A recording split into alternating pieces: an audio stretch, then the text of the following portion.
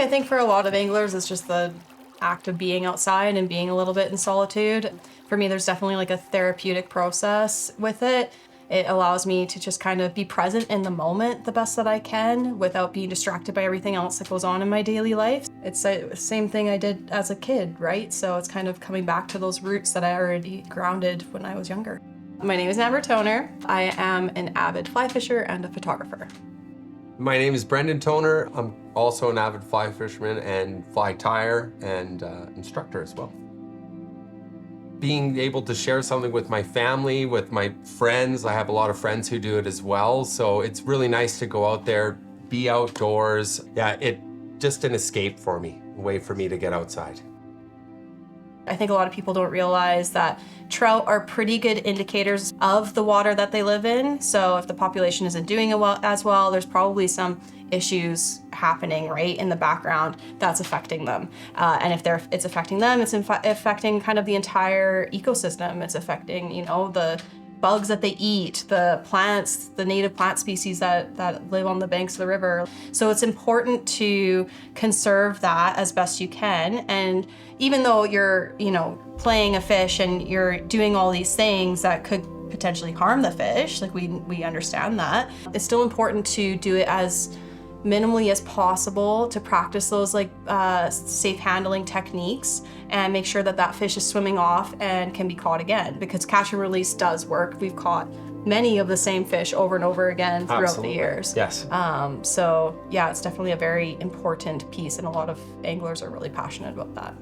And I think it's just a really important opportunity. If you see someone doing something that you don't agree with how they're handling a fish per se, it's an opportunity to kind of educate them positively and hope to make that change as they progress in their angling career.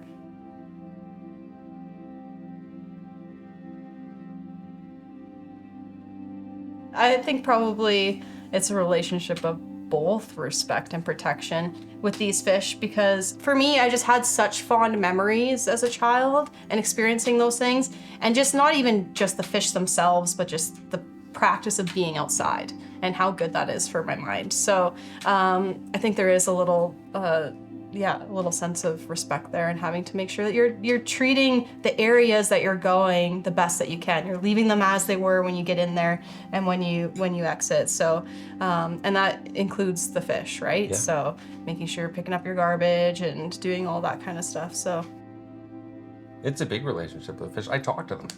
When I have them in my hands, I talk to them. I'm like, how you doing? Thanks, buddy. It's okay. We'll get you back in as quickly as we can. And yeah, it's funny. It's almost like they're a member of your family, right? It's like true, you're like, you talk to them, you want to take care of them and make sure they're released properly. It's a wild relationship. Well, it's pretty wild to catch a living thing and have it in your hands like that. You're responsible for it for those few seconds and then have it released back into the water, hoping to catch it again. It's definitely an interesting experience. It is. Yeah, It is. Like, how often do we say, like, pretty lucky? Yeah, I mean, Alberta's that's a very common thing for us to say, like, man, we're lucky. We are. Super lucky to be out 100%. here. Yeah. We have some of the most beautiful fisheries and landscapes in the world.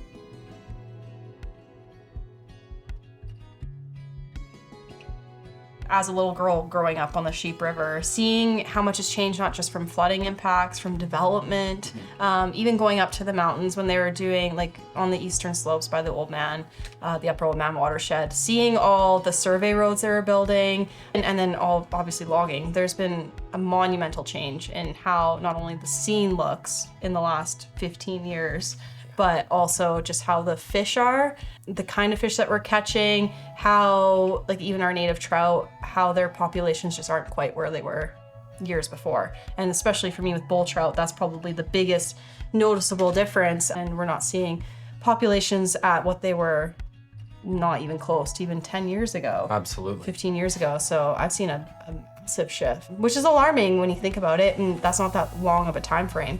So I think about when Lachlan is an adult, like, is he going to experience those things like I did? She mentioned bull trout. Like, we used to go fish for bull trout as kids as well, and we would go out and target them. There was so many that you just was like, wow, that's incredible. And now we just don't do that anymore. We don't go fish for bull trout anymore. No, the numbers aren't there. We just don't target them anymore, right?